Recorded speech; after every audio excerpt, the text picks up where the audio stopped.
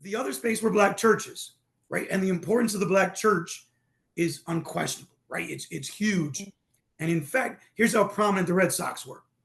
Most preachers in Black South Memphis on Sundays would cut their sermons short so the fans could get out to the stadium. Sure. I want you to think about this.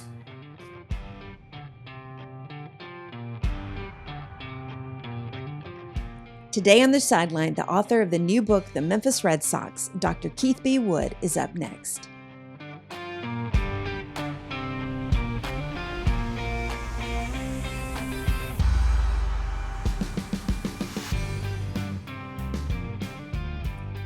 Welcome back to the Fifth Quarter Podcast. I'm your host, Sandy Adams, and this is where we dive deep into the world of sports, talking with retired athletes, current athletes, and everyone that makes the sports world great. A quick reminder, please go and subscribe on your favorite app, wherever you watch the Fifth Quarter Podcast. Go and subscribe so you never miss an upcoming episode. Now, grab your iced tea or your coffee, because I'm from the South. Get ready to be motivated and inspired, because this is where the real stories are told. Today's guest on The Sideline is a history teacher at Christian Brothers High School here in Memphis and a published author. He grew up in a diverse community in upstate New York, which shaped his appreciation for history, culture, and sports. Early in his career, he moved to Memphis, where he has made a significant contribution as both an educator and a coach. He's the author of the book Memphis Hoops, which covers race and basketball in the Bluff City during the Larry Finch era. His latest book, out now, The Memphis Red Sox, A Negro League's History, explores the history and impact of this pivotal baseball team during the Jim Crow era. Welcome to the show, Dr. Keith B. Wood. Sandy, thank you so much for having me on. I'm excited to have this conversation and talk a little bit about Memphis Red Sox baseball, which I think many of your listeners probably haven't heard much of. And I think after today's show, they get a copy of the book, and then, they'll be able to put the Red Sox in conversation with the Kansas City Monarchs or the Homestead Grays. And I think really that's what the goal is, to put Memphis back on the map in a position of a major league status. I totally agree. And I always like to tell people how I found you or how I know you're anything. And back when I relocated back to Memphis from Houston back in 2020, I got involved with the Memphis Rebounders. Our enrollment will open again soon, or you can go ahead and join now. I found your book, Memphis Hoops, and that's how I discovered you. I was just Googling more information, and because I actually started college when Larry Finch became a head coach. So I started in 1986 at Memphis. And so I lived through, the whole time he was a coach. Right. But I wanted more history about just the topic of basketball, because we are a basketball city. And I want to say that, and I think one thing that your book topic covers is that, yes, basketball is probably the primary thing, but Memphis is such a sports town. And that's, to me, very intriguing about why so here in Memphis as opposed to the other cities throughout the United States. So I want to dive in first. Where did you grow up? Because I could not pronounce the city. So and you obviously knew that when I sent you the show notes. Absolutely. Don't feel bad about that, Sandy. I'm from upstate New York. I was born originally in Albany, which is a lot easier to pronounce. Yes. But then when I was 8, my parents moved to Schenectady, which is a very Dutch sounding name. I've heard of that, actually. Yes. All right. So General Electric, it was an industrial town right on the Erie Canal. Very strong immigrant neighborhood. The high school I went to had a large number of Italian, Polish, Jewish immigrants, also a large African-American neighborhood. So the neighborhood I grew up in, everybody was different, right? And so we just appreciated each other for being each other, and the labels never really stuck. We just sort of loved on each other, right? Now, there were challenges, but I think growing up in Schenectady allowed me to become the man that I am today. And when I moved to Memphis, allowed me to jump into this community, Memphis, my adopted hometown for the last 30 years, and to really understand and appreciate this city. So, I discovered something when I was reading your bio. You grew up playing basketball, right? I did. Was that your main sport, or did you play Oh, baseball as well? absolutely. So Schenectady, our most famous alum, so to speak, is Pat Riley. You might have heard of him. Pat Yes. Riley and the LA Lakers. His high school basketball team, which was on the other side of the tracks from where I grew up, was at of the 12 guys on the team, 8 of them played in the NBA, right? So you're talking Wow. about basketball was it, Sure. right? These guys were legitimate. His high school team beat Power Memorial. A little guy played over there by the name of Lou Cinder. You may remember him as Kareem Abdul-Jabbar, and Yes. they buried Kareem. Now Kareem was only, Lou was only a Right. freshman at the time, and Pat Riley's squad was incredibly strong, right? So you're talking about a history of basketball that in my neighborhood, the basketball team was it, which when I moved to Memphis carried over because Sure. in the city of Memphis, basketball is it. And a lot to do with Larry Finch, which I Right. enjoyed studying and getting to understand. And there were a lot of correlations between the love of basketball in Schenectady and the love I found in the city of Memphis as I came down here as a 22-year-old kid. And then for 17 years, I coached high school basketball, right? So what a great connection. And I just really enjoyed my time as a Right. basketball coach in the city. So when so a quick question, when you were in high school, did you have hopes of playing like professional basketball? No, I knew my abilities were not going to carry me that far. In fact, I actually considered just going to college. And one of the things that my high school basketball coach, his name was Gary Denola, what he said was, Woody, what are you doing next year? I was like, well, coach, I'm going to St. John Fisher. I'm going to go to school. And he said, are you playing ball? And I was like, I don't think so. And he goes, why not? And the reality was many of the guys that I grew up with did not meet the NCAA qualifications. Right. And I did because my mother had been a teacher. It Right. wasn't a question of if I was going to college. The question was Where? where, regardless of what neighborhood I grew up in. And I think it just gave me a chance. So for 2 years, I played on the Division III level. I wasn't getting a lot of time. And after 2 years, I decided, you know what, I'll just play intramurals. I'll have fun. And I did that. But I had the experience of playing in college. And, I'm no stud. I don't have records, right? I understand my athletic ability is not what sets me apart from my peers. But my love for the game is still very strong. Well, that, and I also think that you pick up so much more than, even if you're not a starter. Being on a team, traveling with a team at the college level, you learn things that can also help you later in life, no matter what you do. So I think that's always an asset. When you graduate, or when you applied, so I believe you could not get a teaching job up there. Now, New York, when I graduated in 1994, there were the state of New York was putting out about 1 to 2,000 more teachers than it needed every year. Right. So there was a backlog that if you didn't have a master's degree, your chances of getting a job were slim to none. And Right. so my mom's family had been military. And so she had family in Virginia, Florida, Atlanta. And I just cast out a net. And Memphis was one of the cities I applied to. And fortunately enough, came to the city of Memphis. And the Memphis City Schools offered me a job at Sheffield High School. So I do have a question. When Sure. you saw the job and you applied, did you research Memphis? What did you know about Memphis at that time? This is great, right? Like for me, this is definitely a God thing, right? Like I had no clue. What did I know about Memphis? I knew Elvis? that Martin Luther King got shot here. I knew that they had this team called the Memphis Showboats. And I really did Yes. know a little bit about Penny Hardaway because we're the same age. So I Right. remember watching him in college on TV, but that's it, right? That was the extent of my knowledge. To Wow. be honest, I'm a little ashamed of this. That's I had okay. to break out the map and figure out where Memphis was in Tennessee and put that into perspective as and I couldn't fly to Memphis from Albany, right? There's no Yeah, cheap way. Albany's a small airport. And for our Memphis residents, flying out of Memphis can be challenging in and of itself. it So I can. flew to Atlanta and then I drove from Oh Atlanta my God. to Memphis to get this interview. And when the HR guy at the Memphis City Schools heard this, he goes, "You really want a job?" I said, "Yes, sir."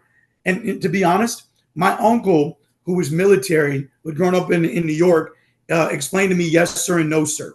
Right. And here I am, a kid from New York, and probably have a little more of a New York accent than I do now. Oh, yeah. You And don't he have one said, now. right. So he said, "You better learn how to say yes, sir, and no, sir." And remember, I had to drive through Alabama and Mississippi, Yeah. and my rental car had Minnesota tags.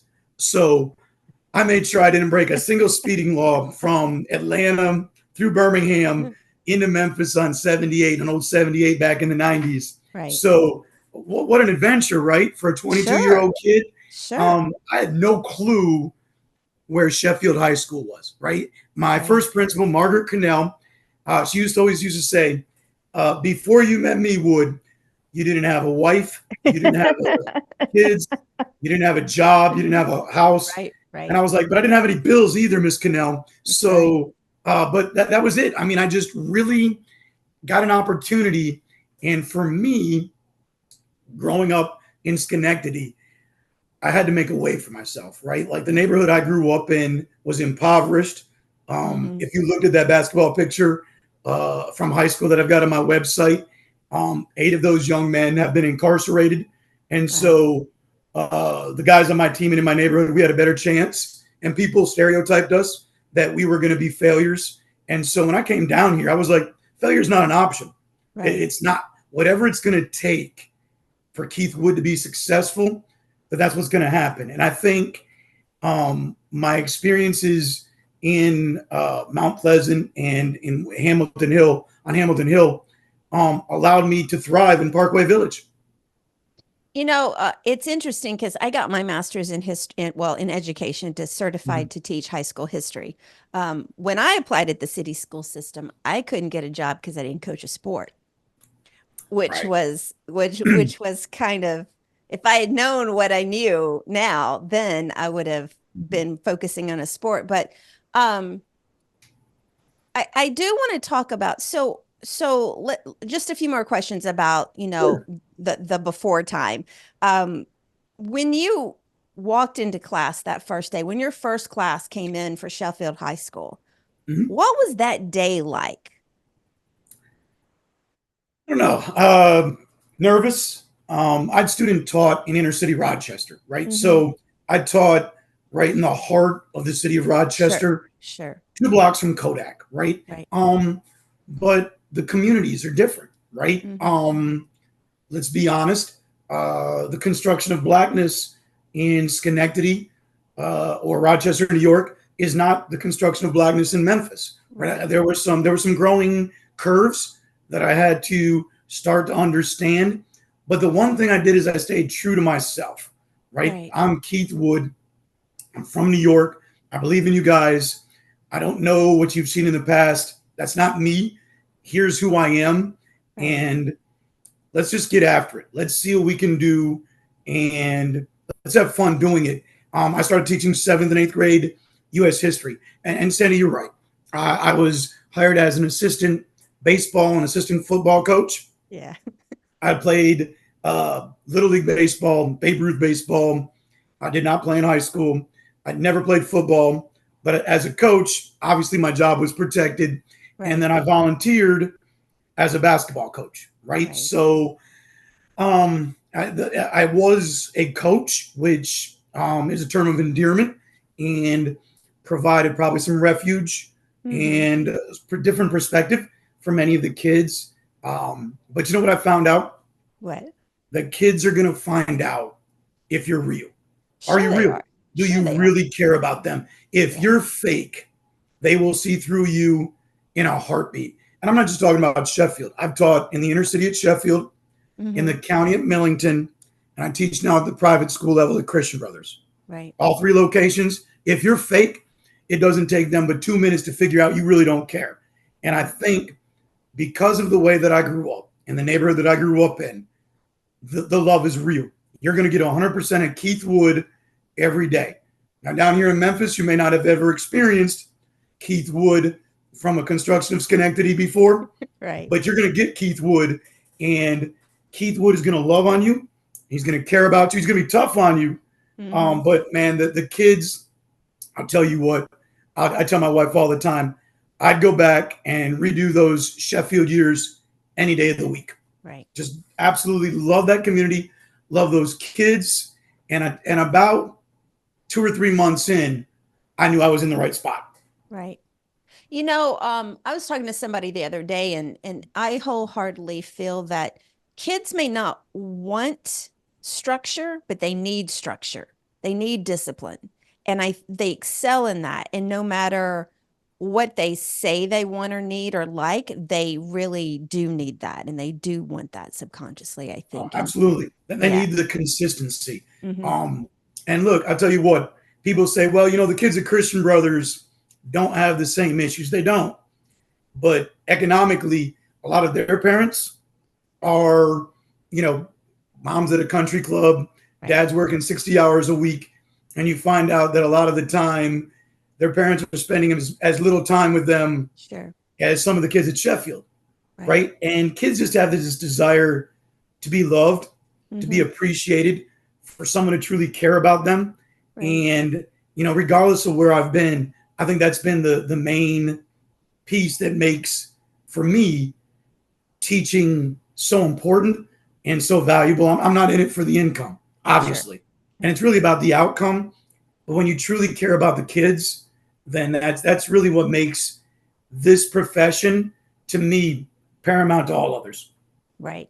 I'm going to kind of skip over the Memphis Hoops book, but for those out there, I just want because I want to spend a lot of attention on the book that just came out, the Memphis Red Sox. But for the Memphis Hoops, you did your dissertation was on the Larry Finch era. Is that correct? Yeah, that's correct. So my directing professor, Aaron Gutsuzian, who's Dr. G, who's over at the University of Memphis, we had a conversation, and he said, you know, Keith, I could do this book on Finch, but when I make phone calls for interviews, it's going to be talking to some academic in a university. When you call, it's going to be, hey, this is Coach Wood. Hey, you want to sit down and talk for a minute? And because I've been in the fraternity, I opened a lot of doors, you know, like Clarence Jones over at Tresvant, coached against him for years. He's on that 73 team that goes to the Final Four. There's a chapter in my book on Lemoyne Owen. Clint Jackson was 2 guys in front of me at Sheffield High School as the head basketball coach. We sat down. We had talked before. So these conversations just were opened. And Verdi Sales, right? Great chapter on Verdi Sales. Coach Sales is from Woodstock. And that was the all-black school before Millington desegregated. And so Coach Sales had recruited my kids at Sheffield.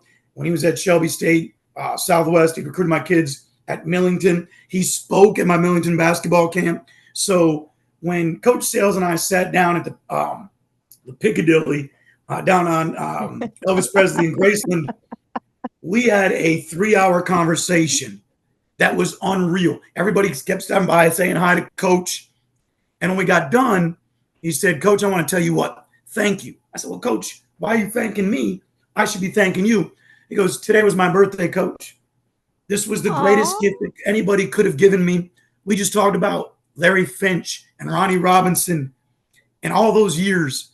And I was like, just blown away by the love that Coach Sales has for the city, has for the game. And, you know, he's the godfather of the game of basketball in the city right now. When people have questions, any of the high school coaches, when they really want to find out next level, they're going to deep dive with Verdi Sales. And, you know, that just, it made that dissertation, you know, it was a passion. It wasn't a job, right? I got to talk about what I love with my dear friends. Right. What made you want to turn that into a book and publish it? You know, there's not much on Memphis. There's not. There's you really walk not. into the library, and I'd worked the Larry Finch basketball camp. Good friends with Eric Sullivan, whose father, Rick Sullivan, was at Haywood County forever. And he got me on staff. at the camp a couple years. And here is this icon in the city that at a time, right after the assassination of Martin Luther King in Memphis, we're pretty divided. Mm-hmm. And here's a guy that brought us together through basketball. But there's no book. No one has the foresight. And I'm talking about, I'm in grad school in 2015, 2016. No one's done this? Are you serious? So what a joy it is to add to the narrative. And I'll tell you what, Sandy, I know you don't want to spend much time in this Memphis book for the Hoops, but seriously, every time I come up with somebody and we talk about the Memphis Hoops book, they share. I was at the Kiel Center in St. Louis. I remember being at the Mid-South Coliseum. I was there when they came home from the Final Four. I was at the airport, and their stories. Right. I couldn't revise this enough to include where everybody was, but Larry Finch touched everybody in this city. And man, what a joy it is for me as an author to share something and people have a connection with. So that was the joy of that book. And it's, when I was going to college and especially in the early 90s, basketball just goes out. It goes out into the entire community, no matter your age, your ethnicity, your religion, how much you make, where you live, everything. It goes out to everybody. And I think everybody at some point has a story about basketball, and especially through a certain age bracket, about Larry Finch, whether Absolutely. As a player or a coach. And I think that, when you talk about what brings the city together, and we talked about this before we got on, and I talk about this at Rebounders events as well, basketball is just the best thing to bring everybody together. And I love that you can just talk to anyone and they have some story to tell you that's connected to basketball. That's it. I've coached against Keith Lee's son, Dwayne Lee, when he was at Cordova. Right. I've met Keith Lee, talking with Coach Sales in the gym in Sheffield. Right. When you're in the community and you're going to basketball games, one of my assistant coaches, Randy Forrester, when he was at college, he's one of my good friends. I went to college with him. Randy talks about his stories are when Penny was at Treadwell, him and his buddies would go watch Penny play high school basketball. And for when Larry Finch landed Penny, I don't think the young kids today truly understand. They don't. What Finch means and the recruitment of Penny Hardaway and how much Coach Finch took care of Penny. And when Penny cries, when they lose, it's his heart. Right. Because what Coach Finch did for him, if you don't know the story, then you don't understand why Penny's doing what he's doing. He doesn't need our accolades. He doesn't need our money. He doesn't need the headache from the Memphis Bluebirds. But he keeps doing it because of what Coach Finch did for him. And if you notice, when they won the NIT tournament, one of the first people who gave a championship ring to was Vicky Finch. Yeah. And I Just cried. Think about it. And that's basketball. And that's why Penny does what he does. And I love that storyline. I love this city. That's why the book Memphis Hoops, and I hope people keep going out and buying more copies, because if you do, you're going to find a connection to yourself wherever you were, whether you were at college or whether you were at the games when Larry took us to the Final Four, right? So great stuff. I talked about that's how I found you, was because that was the only book that I could find on it, and just everything. So now let's dive into baseball. All right. I would love to know what inspired you to write about the Memphis Red Sox. Okay, so interesting enough, in my grad school, before I decided to land on the basketball story that we've just dissected, I looked at an article or a dissertation on the Memphis Red Sox. And so I piggybacked off that, and I wrote a journal article for Black Ball, which is a Negro League's journal. And it talked about when Boss Crump ran one of the owners out of Memphis in 1940 because he supported a Republican candidate, not FDR, because back in the 1940s, white Memphians are what we refer to as yellow dog Democrats. I'm going to vote for a yellow dog before I ever think about voting for a Republican. Right. And that intrigued me. Here I am trying to figure out constructions of race. And I'm like, hold on, this doesn't make any sense, because since I've been in Memphis in the 1990s, most African Americans are Democrats, most white Southerners are Republicans. And, it's doesn't hold all over, but for the most part. And I just jumped in, and it really, I contemplated doing my dissertation, but I would have to take it and make an incredible spin. And I was like, you know what? The basketball thing is more of my passion. Right. So when I get my dissertation done, I'm going to come back and revisit the baseball story. And I did. I picked up, there's a great documentary called Blue City, Black Diamonds, or Black Diamonds, Blue City, by Stephen Ross over at the University of Memphis. Came out in 1995. I watched that video. It's on VHS. You're going to have to find a VCR player somewhere, Sandy. If you got one in the attic, pull it out, check it out. Why don't they go and transfer that to CD or something? That's. Yeah, I'm working on that right now. The last time I talked to Professor Ross, who was huge in opening up all the interviews in McWhorter Library so I could get to them. We're working on that. The University of Memphis owns the properties to that, and it's going to take paperwork is really what it amounts to. Right. And so I'm in conversation with Professor Ross, who now is Professor Emeritus, who has since retired. And so hopefully we can get that done. But man, those interviews, Sandy, these guys were so excitable, right? Everybody talks about, well, you missed your chance. Aren't you mad? Not one of the guys was upset. Man, the joy on their faces in these interviews talked about a period of time. I was like, I've got to find more out. Yeah.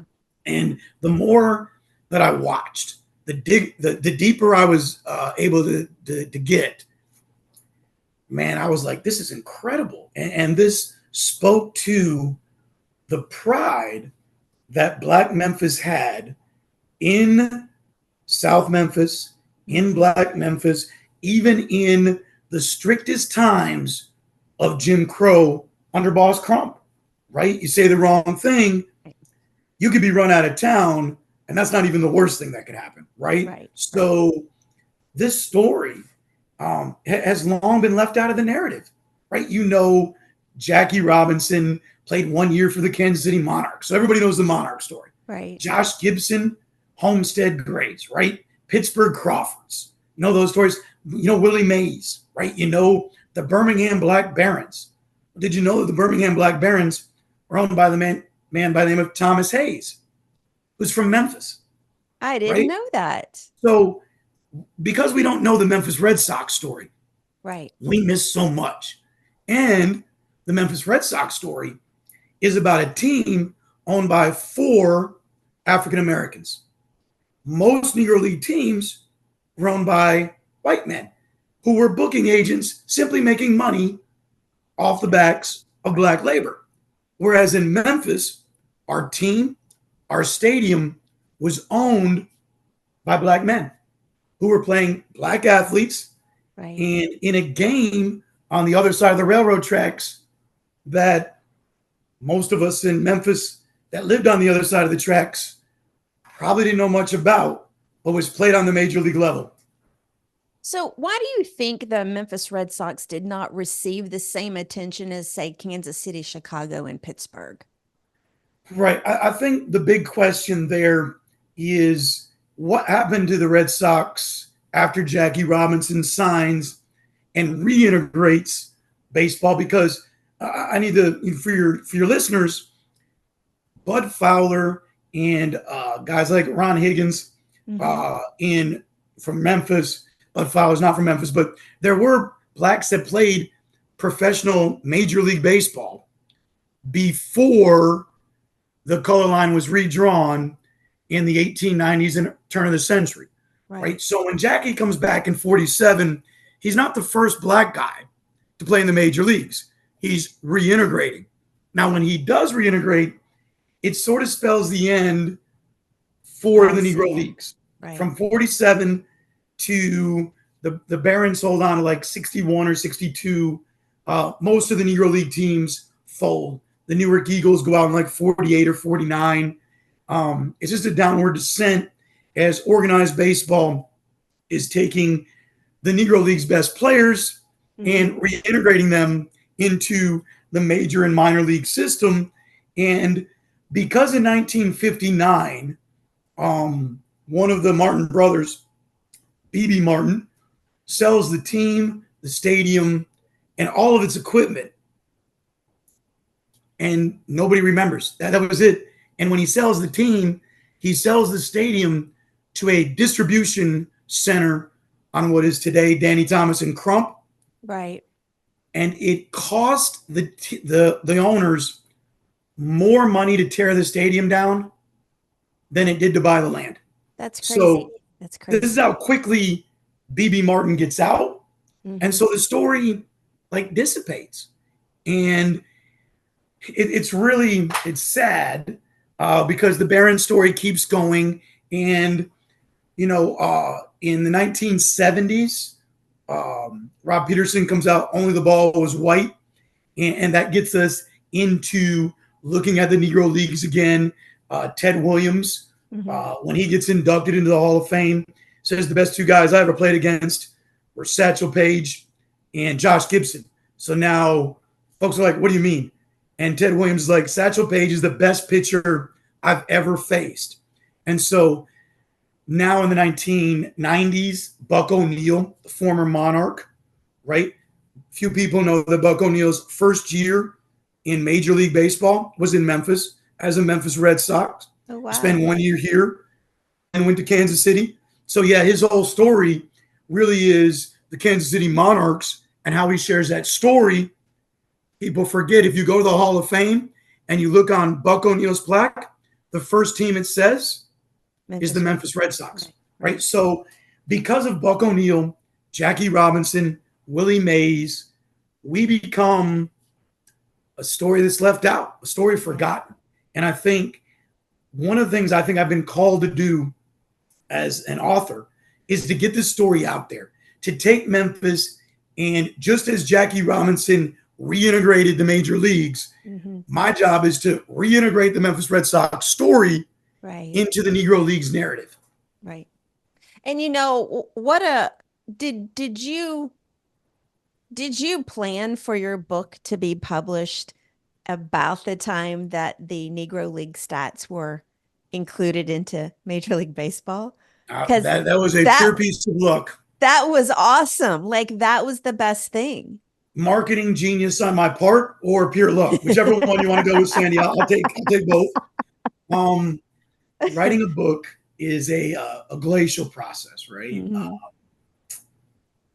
I had done a chapter or so while I was doing my dissertation, and so most of the research was pretty simple. So I think the Memphis Hoops books comes out in 21, and the Red Sox book comes out June 5th of this year. So there's 3 years in between. And from the time I sent it to the publisher, there was a solid year. It's just the way the system works. It's glacial.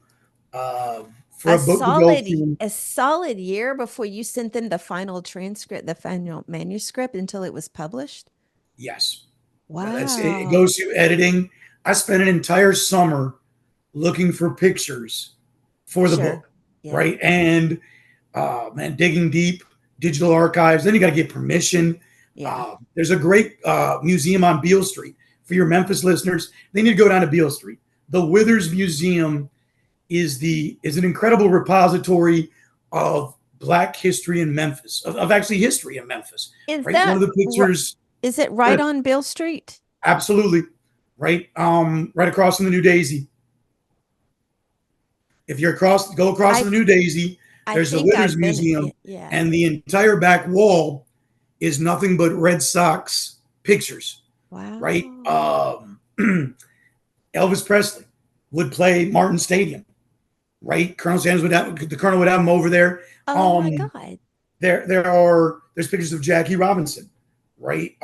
Numerous times the Jackie Robinson All-Stars, the Roy Campanella All-Stars. Once they reintegrated baseball, they would bring their all-star teams to Memphis and pack the stadium out, right?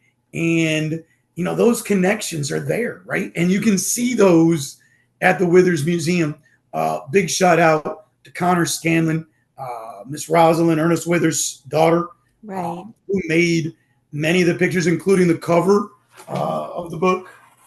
Reach back here, got a copy. The cover is a Withers picture, and they just made the process seamless, right? Right. And without the pictures, couldn't tell the story, right? Sure. So thankful for them. And please, like I said, go down and visit the Withers Museum.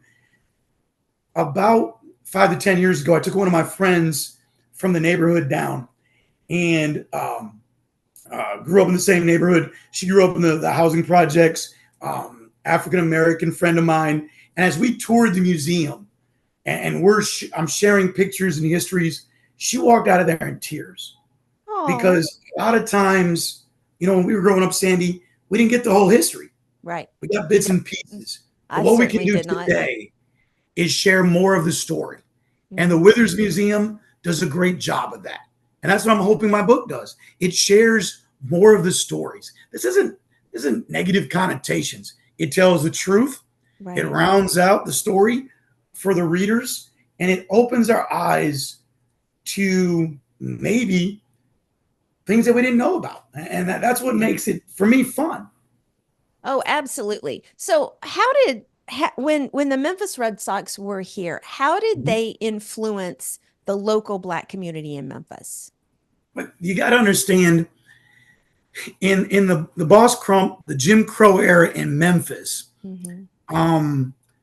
you could speak out, but that became dangerous. Sure. Or you sought out a space where you felt safe, right? So if you're on Beale Street, do you know if you go east on Beale Street, there's the First Baptist Church, which is a huge white church right next to the Ida B. Wells Memorial. Right. On the other side, the east side of the church, was Church Auditorium, named after Robert Church Jr., the most prominent African American in the history of the Republican Party in the country, not of Memphis, in the country. And he's a Memphian. And so Robert Church Jr., as a Republican, because remember, African Americans at the time remembered Abraham Lincoln, who freed the slaves. Right. So African Americans up through the 1940s voted Republican. And so Robert Church Jr. would bring Republican presidents, right? Warren G. Harding, Teddy Roosevelt, to Memphis and speak to the Black community, right? And so this is huge. And so when the Red Sox have their own stadium, Church Auditorium is the biggest Black constructed space in Memphis. But when the Red Sox open up their stadium, Lewis Park, in 1922, it becomes the biggest space, the largest space for Black African Americans to gather. And on opening day, you would see Robert Church Jr., J.B. Martin, right? The who's who, Lieutenant George Lee of Memphis prominence, that are Republicans speaking to the community. And they didn't have to fear retribution because it's a Black-owned team. The original owner was R.S. Lewis. Many of your listeners may know the Lewis Funeral Home. Right. All right. So R.S. Lewis was the first owner. And so that place was there. And so Robert Church, J.B. Martin are two gentlemen who were part of the first group of Memphians to establish an NAACP chapter in Memphis. So you played baseball, you had a political space. Right. Now, the other space were Black churches, right? And the importance of the Black church is unquestionable, right? It's huge. And in fact, here's how prominent the Red Sox were. Most preachers in Black South Memphis on Sundays would cut their sermons short so the fans could get out to the stadium. Sure. I want you to think about this, Sandy. I always prided myself as a coach in going to worship with my players. Mm-hmm. If you've worshiped in a Black church in Memphis, right? Now, I've worshiped at some white churches. I go to Christ Methodist over on Poplar. We're in and out in an hour. Right. They're not doing that in the Black church in Memphis. They're just getting warmed up. In fact, that plate's only come around one time. If you've been to the right church, that's coming around twice, right? So for Black pastors to shorten their sermons, mm-hmm. get their parishioners out to the game, how important is baseball in the community? Very, right? very much so. And so now, not only that, now think about this. When you went to that church, how do people dress? They dress up. In the community, it's called dress to the nines. Mm-hmm. And so they would dress to the nines. They come out looking tight. All right. When I was a kid, fresh to death, you know what I'm saying? We look good. Right. And so they would go to these games looking clean. Now, Ernest Withers, we talked about the Withers Museum. He would go to these games and he'd take his camera. And because families look so good, he would charge a quarter, 50 cents for a family photograph. His wife would run home, develop the pictures, put them in the oven to speed up the process. And by the 9th inning, bring those pictures back for families. Welcome to Black economic nationalism at Martin Stadium.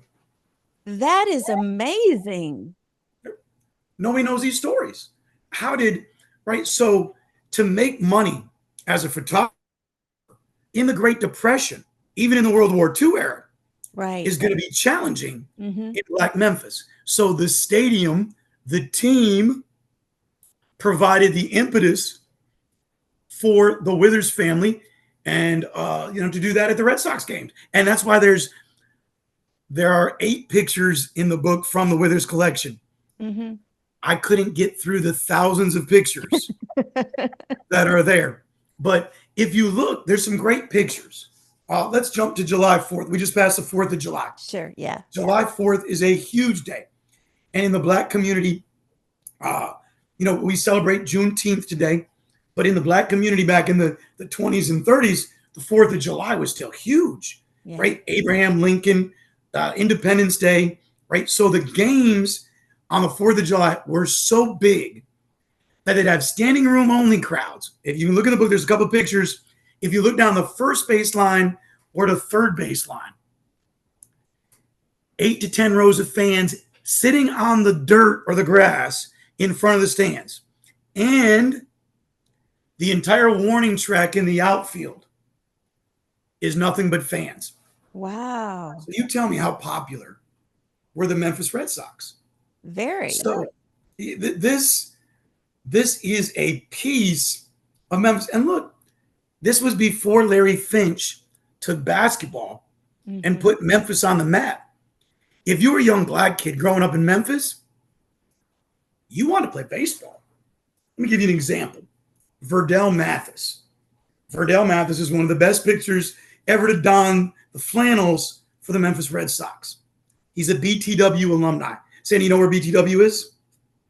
I couldn't tell you the address. So it's in South Memphis. Yes. Right? And it's by a ton of railroad tracks. Now, for my listening fans from South Memphis, if you go to BTW today to get across the railroad tracks, there's a bridge that you have to walk up and over to get to the other side on the way to Danny Thomas. Can I interrupt for the non-Memphis people? It's Booker T. Washington High School. Oh, thank you. I apologize. That's my inner Memphis. Been here for 30 years, and I just sort of see myself as a Memphian. So Booker T. Washington High School, right? Right. So in the 30s, you just crossed the railroad tracks. There was Broadway Coal and Ice, and then there was Martin Stadium. Mm-hmm. So Martin Stadium sits today at what is Danny Thomas and Crump. Right. My old school Memphis folks, that's Iowa and Wellington. Sandy, do you know where the old bridge is in Memphis? You know the new bridge and the old bridge, right? Yes, I do. Right, so if you come off the old bridge from Arkansas and you're coming into Memphis, if you went straight, you ran into Martin Stadium in South Memphis. Really? That's where you were. So you're right there. Like you could look out Thomas and look straight down the street and you're going to see the old bridge. And it's in a lot of pictures, right? So it's in the heart of Black Memphis. And in fact, you're probably a 5-minute walk from Beale Street. So on opening day, they would have a parade and kids could get out of school. And for 5 cents, they could be in the parade and get into the opening day doubleheader. 5 cents, right? So kids looked forward to these games, right? And so Verdell Mathis talks about when he was a kid, they played sandlot baseball. Not as much pickup basketball, sandlot baseball. They go to the Red Sox game, catch a foul ball. Now you had two choices. One, take the foul ball back because baseballs were expensive, right? And get into the game for free. Or two, keep the baseball and have a ball for your sandlot game. And this is how these young kids did it. Just think about that. So, yeah. Go ahead. No. Well, what I was going to say is, I sit there and I look at, was it because the Red Sox slowly went away that baseball did not continue its prominence in Memphis? And now we have basketball. Because to me, baseball is not very big at all in Memphis. Oh, no. I'd have to agree with you there. When the Red Sox were here, we had a major league team. And for the Black community, Josh Gibson came through Memphis. Satchel Paige came through Memphis, right? Jackie Robinson played in Memphis. Willie Mays played in Memphis. Right. Cool Papa Bell played in Memphis. The names go on and on, right? We've got Turkey Starnes, who's in the Hall of Fame, played in Memphis as a Red Sox. Willie Foster, Rube Foster, his older brother, started the Negro National League in 1920. Willie Foster played in Memphis. He's in the Hall of Fame. You name any of the names of the great Negro League players that are sitting in the Hall of Fame, they played in Memphis, right? So just like today, right, I'm going to go to Busch Stadium. I'm going to Kauffman Stadium, right? I'm going to, what do the Braves call their park? I'm going to watch the Braves play. I'm going to see the best players. That's what we had in Memphis.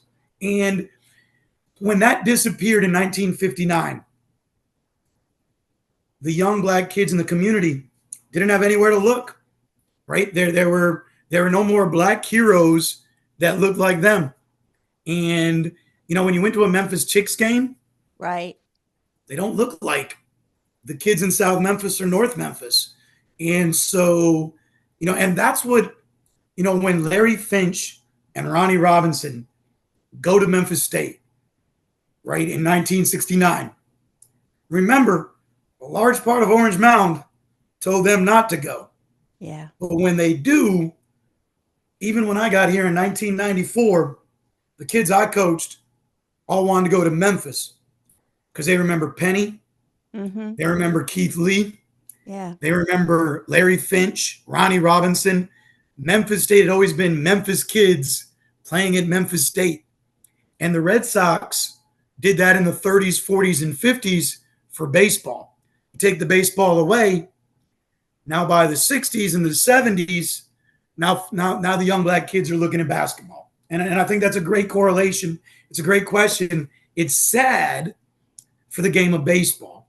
Sure. But it calls us to look back and to go, okay, let's look at baseball. Let's look at the Red Sox. How can we get that back? How can we remember that time to get young kids, Orange Mound, South Memphis, North Memphis, back into baseball?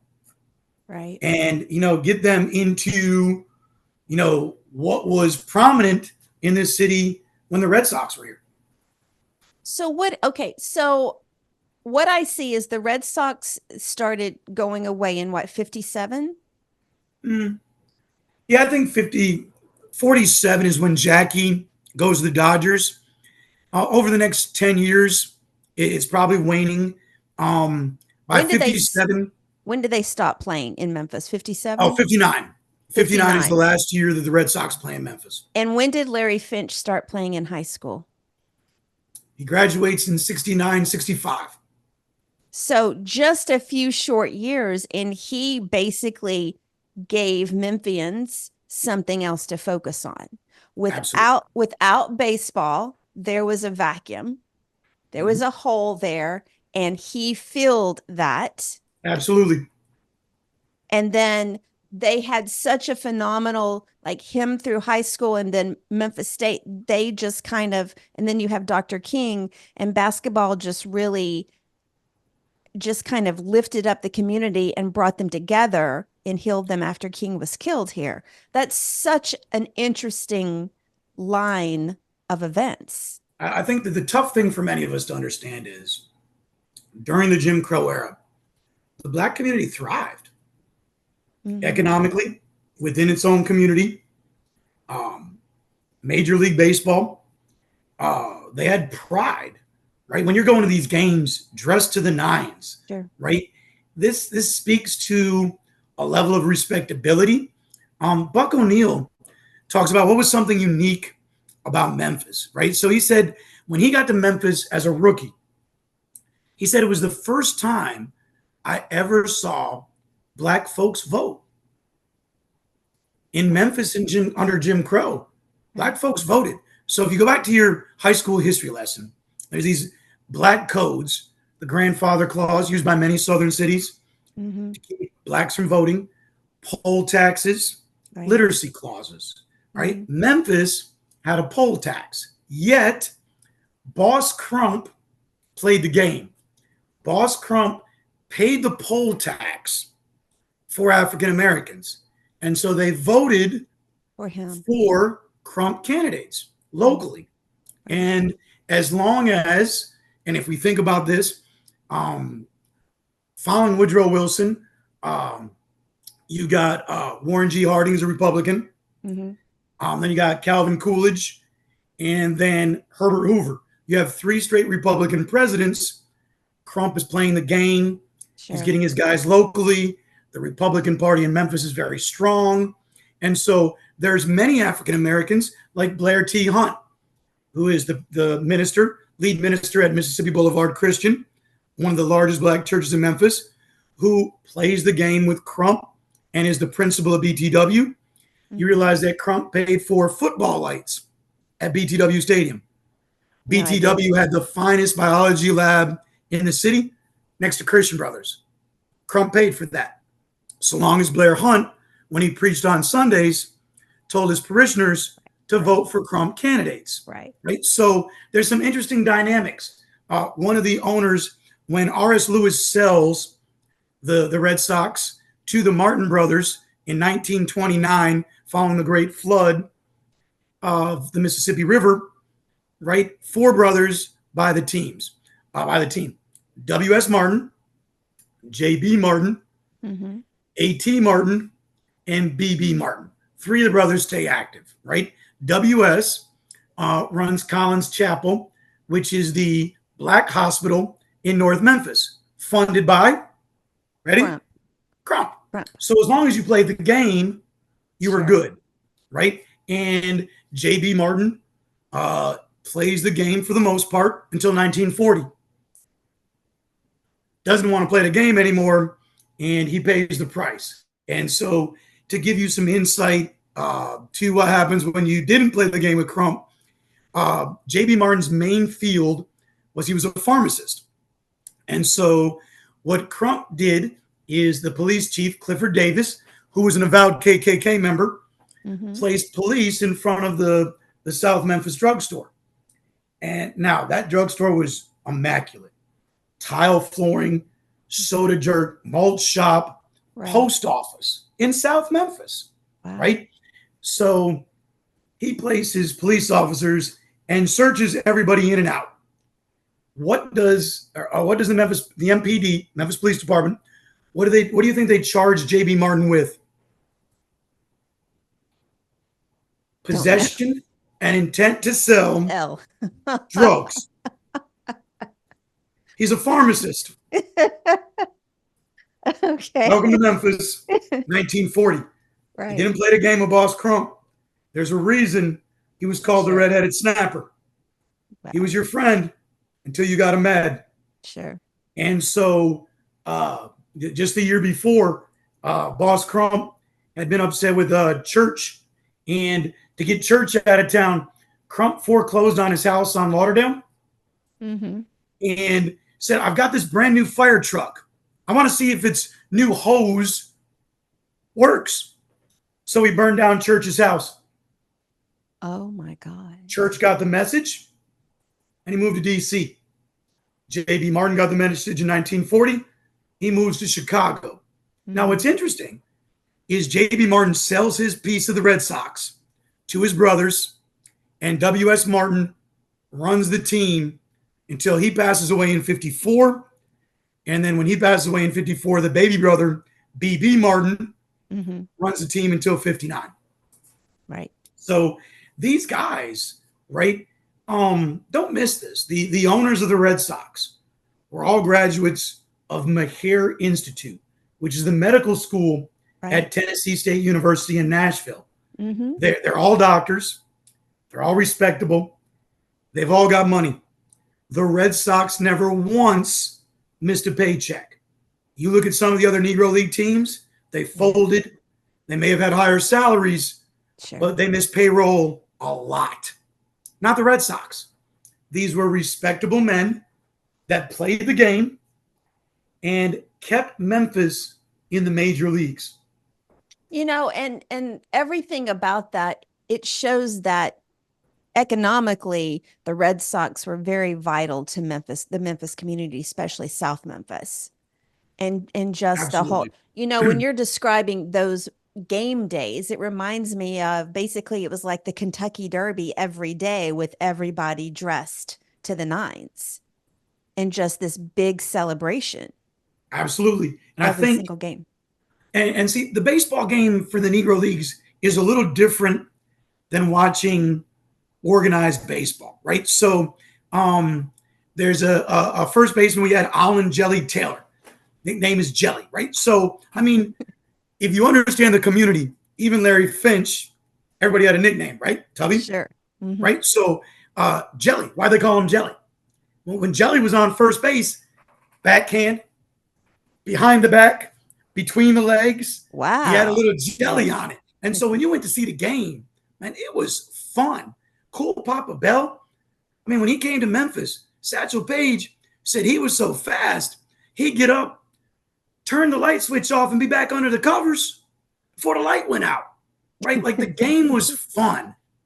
At Martin Stadium, the Martins would bring in Jesse Owens following his 36th showing in the Olympics. And he would race the fastest guys on the Red Sox. Now, here's a good one for you. When the race was from the right field pole to the left field pole, Jesse Owens won every time, hands down. The fastest base stealers on the Red Sox, they beat Jesse Owens around the bases. Wow. And so fans would come out. Here's the great Jesse Owens in Memphis at Martin Stadium, not on the other side of the tracks. Right. At Martin Stadium in South Memphis. First stadium to have a lighted game. Martin Stadium, 1930. Kansas City Monarchs owner Wilkerson had lights that he would bring, and they go up about 20 feet. They were all connected on little trailers, and the generators would pump lights. So now the Red Sox played night games well before Major League Baseball, right? The House of David is a religious group out of Michigan. They had long hair, beards. Satchel pitched for them. Babe Dickerson, I heard of her. She pitched for the House of David. Ruth played with the House of David in the offseason when he was barnstorming. These guys would come to Memphis. Now, interesting enough, when the House of David or Lights came, White Memphis came out. It was in the newspapers. And if you would enter two different entrances, Jim Crow was still in effect. Right. White Memphians had the first baseline side. Black Memphians had the third baseline side. Even at Martin Stadium. Right? So Jim Crow was still the norm of the day. Right. But inside of that paradigm, Mm-hmm. the Red Sox thrived. And, I'm trying to think, Ron Polk, who coached the Mississippi State Bulldogs for years and made them into a powerhouse. Right. Some of his earliest memories coming to Martin Memphis with his dad and watching the Red Sox because his dad taught him, these guys can play. These guys are good. And when people say they're not as good, it's just they considered it minor league baseball. I think it's a bunch of phooey, right? And in this moment we're in right now, and where they've reintegrated Manfred has, the commissioner has reintegrated the stats, there's some people that aren't as sure. Let me share a story with you. One of my favorite Red Sox of all time. You ready? Is catcher Larry Brown, right? Catcher Larry Brown. First off, he started playing professional baseball at 14. He's 14. That's pretty old. Right? Yeah.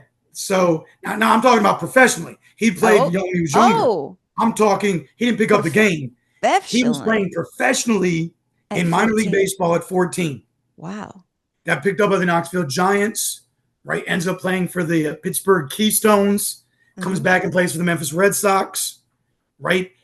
Ends up getting picked up by Rube Foster in 24, wins a Negro League World Series with the Chicago American Giants, plays for the Detroit Stars, New York Black Yankees. This dude is a dude. The majority of his career is spent in Memphis. Now, because of the reserve clause, white players and black players, when the season was over, nobody really made money. Not the millions of dollars that Juan Soto and Aaron Judge are making today. Right. So at the end of the season, they'd go play. Where'd they go? The Caribbean, Cuba, the Dominican, Puerto Rico. Well, let's go to Cuba. All right, I'm going to take you to Cuba in the 1920s. In the 1920s, Larry Brown, who's a bright-skinned, about 5'9", probably weighs a good 190, 200. He's thick. Brothers would call him stout. Right. 5'9", stout brother. And he had a cannon, girl. I'm talking about when he threw the ball to second, there were two threw it. One was at your knees, and the other one was at your shins, and he never missed. Right? And if for the folks who play baseball out there, when you're a catcher, the first thing they teach you is to take your mask and flip it off on a pop fly. Larry Brown was so good, never took his mask off and never dropped a pop fly. Explaining to John Holloway, the Negro League historian, years later, John asked him, well, Larry, how come you never dropped a pop fly? He said, look, John, when the ball goes up, it makes a figure eight. So I'm watching the figure eight, and he would catch it with his mask on, underhand all the time. Oh, and never dropped a ball, right? And so he's down in Cuba, and they're playing, and in Cuba, there's no Jim Crow. So he's playing against Ty Cobb because the best players, Cuban teams could only have either 4 or 5 Americans. Right. So they took the 4 or 5 best players, whether they're black or white, and they played. Well, down in Cuba, Ty Cobb, he's pretty solid, right? Mm-hmm. And he gets on, obviously, and he tries to steal second. Larry Brown cuts him down. Not one time. In this game, Larry Brown cuts down Ty Cobb 5 straight times. Wow. The great Ty Cobb. And in fact, Ty Cobb was so mad. Actually, I wouldn't say mad. I'd say impressed. This is the Georgia peach that many people say, oh, well, he had racial issues because he was from Georgia. So then why did Ty Cobb call his manager, send a telegram to his manager in Detroit? We need to sign this dude. He's a light-skinned brother, and he speaks fluent Spanish. We're going to pass him off as Cuban. Larry Brown is like, oh, hell no, I can't do that. Everybody knows I'm black. Now, I was chasing this story because I was like, all right, a lot of the Negro League stories are embellished. You know, like the fish stories. Sure. Grandpa went fishing in 1956. It was this big. By 1975, you're hanging it on your wall. It's got a plaque, right? Setting world records. So I chased it. the Detroit papers, and the Pittsburgh Courier, Wendell Smith's paper, say the exact same thing, that Detroit was willing to sign Larry Brown because he was that good. So when people tell me Memphis Red Sox players weren't good enough to play in organized baseball, it's rubbish. It's ridiculous, because these guys did play in places that would allow them to play against white players and succeed, right? So, I think that's important. These stories in the book, and for Memphians, and especially kids, right? Mm-hmm. To get a hold of these stories. I'm working with Larry Brown's daughter-in-law, and she lives in Houston. We're working to get this book inside of BTW High School, Booker T. Washington. Oh, yeah. Hamilton High School. Yes. Melrose High School. Manassas High School. We want these stories inside of the communities where once the Memphis Red Sox baseball ruled, and her family is willing to bankroll because they believe it's so important that Memphians have missed out so much. And so if anyone has connections or like to help funding, please jump on my website. We're going to talk about later and pitch in, because this is a story that needs to be shared. And here's the other thing people miss. Larry Brown has been on the Hall of Fame ballot 3 times. Hasn't gotten in, but he's that good. And they don't put Negro Leaguers on the ballot that often. Right. But he's so good, he's been on that ballot 3 times, right? And so when you're talking about how good are these players, Larry Brown is a prime example of, I could name Neil Shadow Robinson. Right. Outslugged Josh Gibson in the Negro Leagues in the 40s, and 2 years hit more home runs than Josh Gibson. Right. Verdell Mathis has as many wins in the East-West All-Star game as Satchel Paige. And in fact, Verdell Mathis, the kid from BTW, beat Satchel Paige at Wrigley Field in Chicago on Satchel Paige Day. These guys are good, but no one knows their name. So a couple of things. First, okay, wouldn't it be cool to have a Memphis sports history class required in Memphis high schools? Absolutely. To me, it teaches pride about the community. And if you're wanting to keep these kids engaged, I think that we're missing a whole list of people that they can learn about to keep that absolutely going. I think, you take a class and maybe you take one chapter and you look at what it was like at the stadium. My stadium on the chapter on the Martin Stadium. Right. Or maybe 2. Maybe you look at the ejection of J.B. Martin. So you learn about politics in the city during Jim Crow. And then maybe you jump over to the Memphis Hoops book and you read the chapter on the 72-73 team. And you get this incredible lesson of who Larry Finch is. And then you read the chapter with Penny Hardaway in it, right? And you can use sports as a hook. Sure you can. To do that. Sandy, let me be honest. I remember being in 5th grade and ESPN had just come out. I'm in upstate New York. I'm probably like 2 hours from Bristol, Connecticut. And man, I was so into it. And I had teachers tell me, what are you going to do with sports? You can't get a degree in that. Well, I had to break it to them. I've got a PhD in modern African American history at the intersection of race and sport. And what are we doing right now? Talking about what? Sports. There it is. And what will hook these kids, right? Well, and you can teach them about religion. You can teach them about economics. You can teach them about politics. You can teach them about fashion. You can teach about so many things when it comes to sports. You got everything's right there. The culture, right? So one of the great things that the Martin Brothers did to get fans out, they'd have a bathing suit contest. And the guys coming out, and whichever young lady won the bathing suit competition got what they would refer to as an excursion train fare to Chicago over Labor Day for the East-West All-Star game. That's a huge thing. There's actually a picture in the book A train of trip to Chicago. there it is. I just think about it, right? So, there's, when people talk about the black community, just in the Great Migration, Memphis's black community dwindled. Not really. The in-migration from Mississippi, rural West Tennessee, and Arkansas is huge. Right. And in fact, many black Memphians went north of Chicago, but then also came back home. Yeah.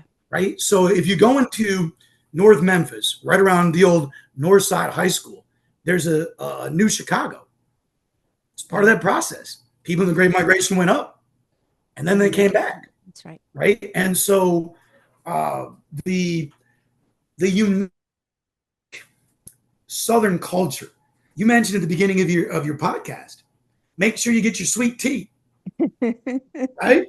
Yeah. So Memphis is unique, and a lot of folks that were black from the community went to Chicago and went, it's not for me. Yeah. And came back home.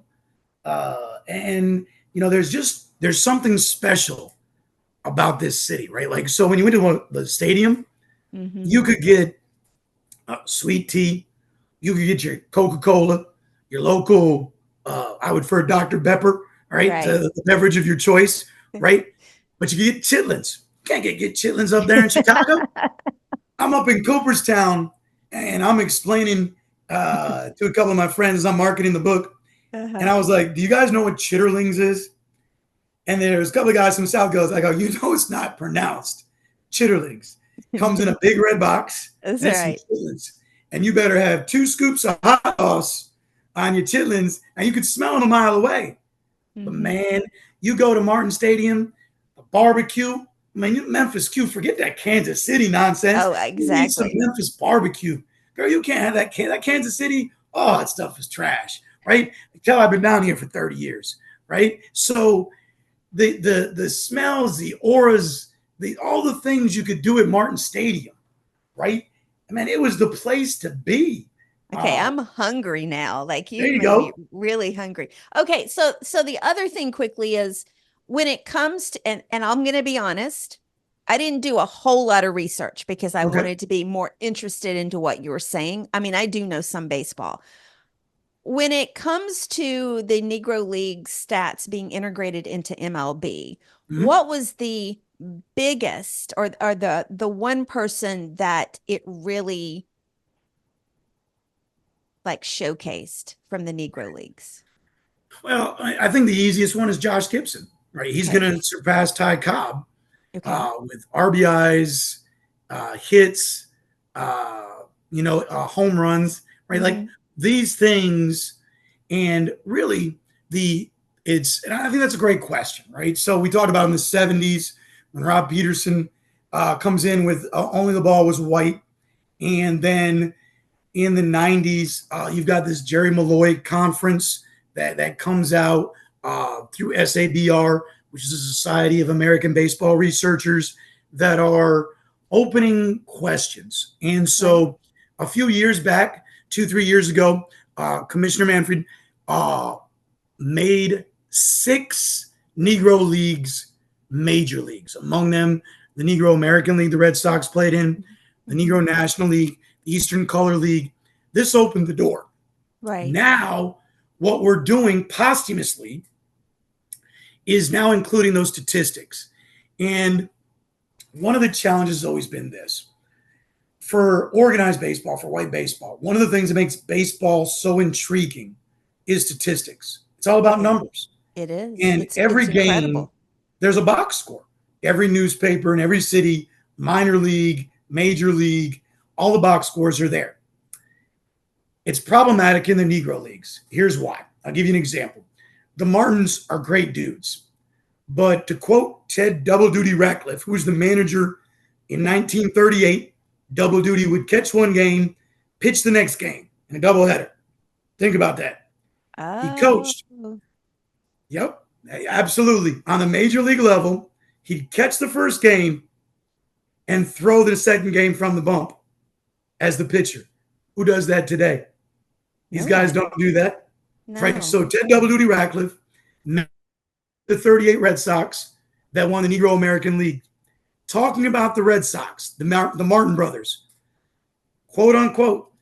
He called them the cheapest sons of a bitches I've ever met because they wouldn't pay me squat. That's why I kept leaving. Now, why were they so cheap? They never missed a payday. How'd they stay cheap? They wouldn't put the box score in the paper. They put the final score. They talk about who had a couple of hits, but they wouldn't put the numbers as exactly as Major League Baseball and the Cardinals or the Tigers or the Pirates were doing. Why and in not? this way, when it came contract time, they could pay their players less money. Oh. But did they keep those stats? The No. box scores? No. So I'll see. tell you what.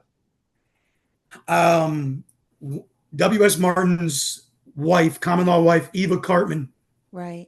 she helped run the hospital, and she did the books for the Red Sox in the 40s, late 40s, early 50s, right? All the way through to when BB sold the team. Her paper, I've seen the records she kept. I've got about 3 or 4 years, and you can tell when BB came in, the owner that would travel with the team, the youngest brother, the money came in. It wasn't always the best records, right? Right. So if they showed they made less money when the players asked for more money, Sure. they wouldn't get it. So there were some strategies that the Martin used that Radcliffe called him on. And in fact, Larry Brown, the great catcher for the Red Sox, jumps the Red Sox and goes to New York to play with the New York Black Yankees. And when he does that, he had been the catcher and the manager and in the late 20s. And the reason he leaves, according to his family, had nothing to do with issues he had on Beale Street. Although Larry Brown closed down a bar or two on Beale Street during his heyday, had everything to do with the Martins wouldn't play the players. So I was like, if you're not going to pay these guys, I'm going to New York where I can make some money. And that's what he did. So he doesn't return until 38. So for about 10 years, he plays on the East Coast where he can make more money. And it's just the business principles of Negro League baseball. But some of the teams that Brown played for shut down. The New York Black Yankees closed shop. They're sold 2 times while he's there, right? So because our team is managed quite shrewdly, we never miss a paycheck and we never shut down. But we really don't pay the players what they deserve either, right? So, and it's an interesting story, right? So we actually hurt ourselves, even though we helped the community and we helped everything going on in South Memphis. We actually hurt ourselves because we weren't keeping the talent here. Right. And I think that's why we've won the Negro Southern League. We've tied for that 2 or 3 times in the 20s, which was considered a minor league. Even MLB today is considering making the Negro Southern League major.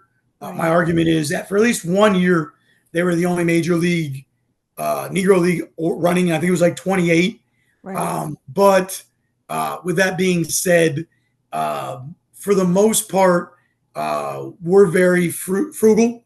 And, but Major League, Ty Cobb, outside of Babe Ruth, who's really making money. And in fact, Babe Ruth made more money barnstorming than he did for playing for Colonel Rupert with the Yankees, right? So, think about it. Satchel Paige was asked for years if he was upset about not being the first black baseball player to go into Major League Baseball. He's like, why? I made more money than Dizzy Dean, than Bob Feller. You meant highest paid player when I was playing.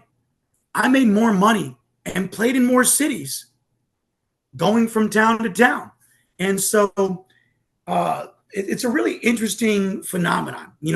The Red Sox barnstormed as well. Not only did they play in their league, when they weren't playing league games on the weekend, they did this thing called going around the horn.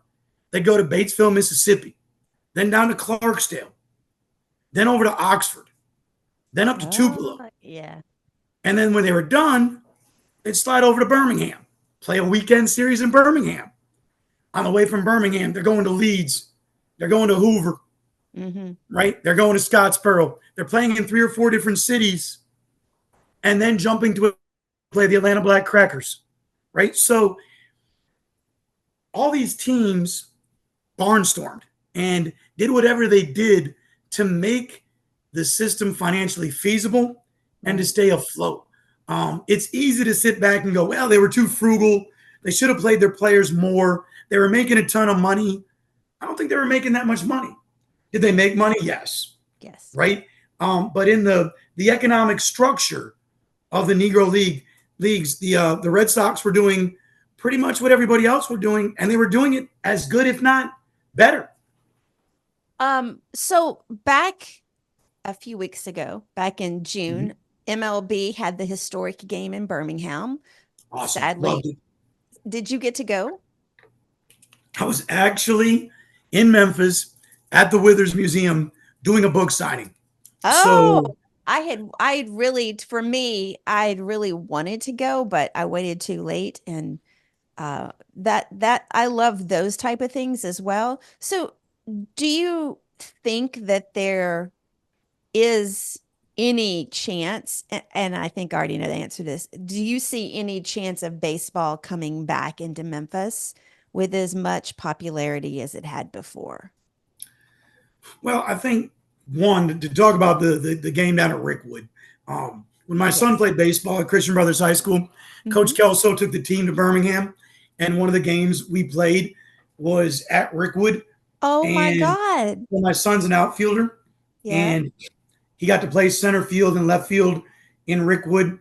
And I told him, I said, you just roamed center field. Oh, that gives me chills. That gives the same chills. place where Willie Mays played. Yeah. And at 17, he probably wasn't as attuned, but he placated the old man. And the stadium, even before the MLB came back and redid everything, was a walking museum. And we looked at the pennants for the Birmingham Black Barons, what major league players, Ty Cobb, Babe Ruth, Reggie Jackson. I mean, the list goes on and on. So playing at Rickwood was an incredible experience. So I've been there, had the experience. I'd love to see what it looks like now, because I'm sure the major leagues, MLB did it right.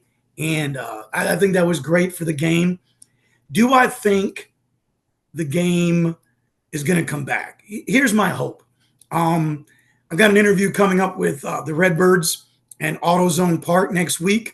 Right. And my hope is that there will be on August 10th a Memphis Red Sox Day. So the Redbirds are all going to don jerseys. So cool. That's so cool. And they're going to wear the lid. I just bought this. It just came out. All right, that's the lid that they'll wear. That's so and I'm cool. super psyched. I'm going to have a book signing at AutoZone Stadium that day. And they're doing some great things, right? And my hope, number one, is that they raise the 1938 Negro American League banner. We won. We defeated the Atlanta Black Crackers in the playoffs. Every historical record shows that Memphis won a championship. And we should recognize that here in Memphis at our stadium. And, you know, maybe, and this is down the road, with some wishful thinking and maybe some sponsorship in the community, put a Memphis Red Sox museum at AutoZone Park. Open up a room somewhere in the administrative building, maybe next to the store and the stadium. That's a small room. And the Withers Museum, we've talked, is more than willing to provide the pictures. And you know, I'm connected enough with some of the players' families to whatever memorabilia that remains, actual jerseys, some things that are still lingering around in families, put those there. So when fans come in, they can take a walk back into time. Sure. Just like you would in Pittsburgh for the Homestead Grays, in St. Louis for the St. Louis Stars, in Detroit, right, for the Detroit Stars there. We can do that here in Memphis. And I think for me, that would be a huge step forward. And I think, Major League Baseball has the RBI program, which puts baseball back in the inner cities. I think they need to reinvigorate that program, invest in these youngsters, because, like I said, my son played college baseball. I spent on average $1,000 a year. I'm a teacher. Right. This hurt. Trust me. For my son, bats, gloves, batting gloves, sliding mitts. Lord knows what he needs that for. Cleats. Sure. And the fees to get on a team, right? Over the 10-year period of time, my wife and I calculated that we spent over $100,000 to give my son an opportunity to play college baseball.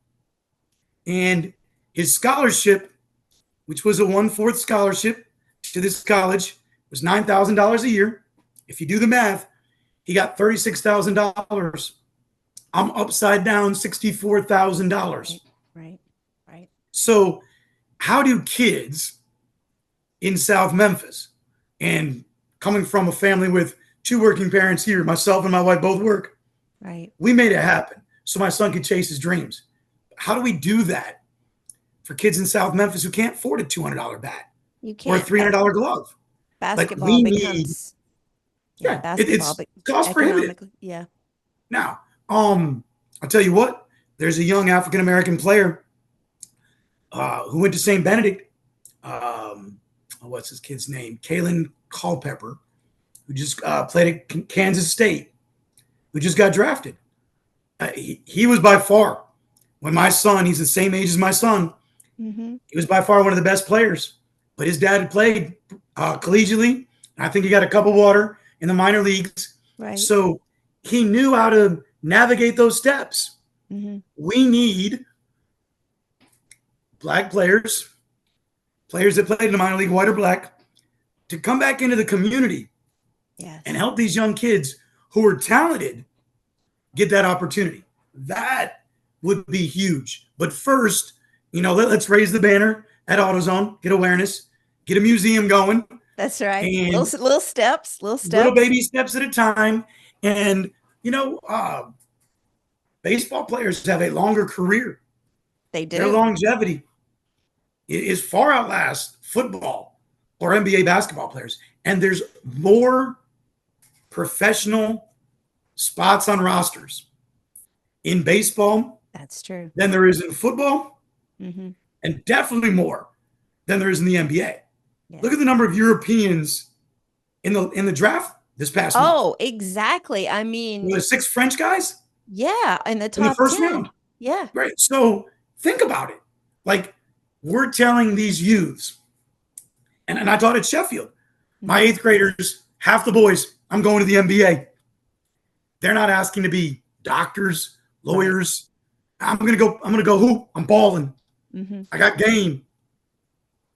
You want a game to play? Baseball gives you better odds. We just have to find a way to fund that, and I think that'd be something that'd be huge. I agree.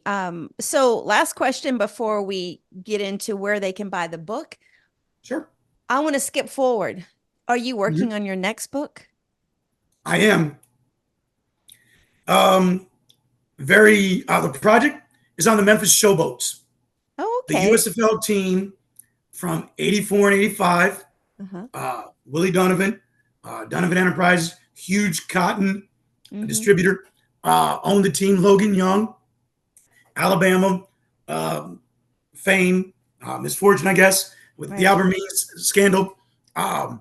Originally sets a team. Steve Earhart, who's still the president of the Liberty Bowl. I've got an interview set up with him the next week or so. And so I'm about 70,000 words in. Um, I've got probably 2 or 3 more chapters to go. So within about 2 or 3 more years, What? 2 or 3 more years.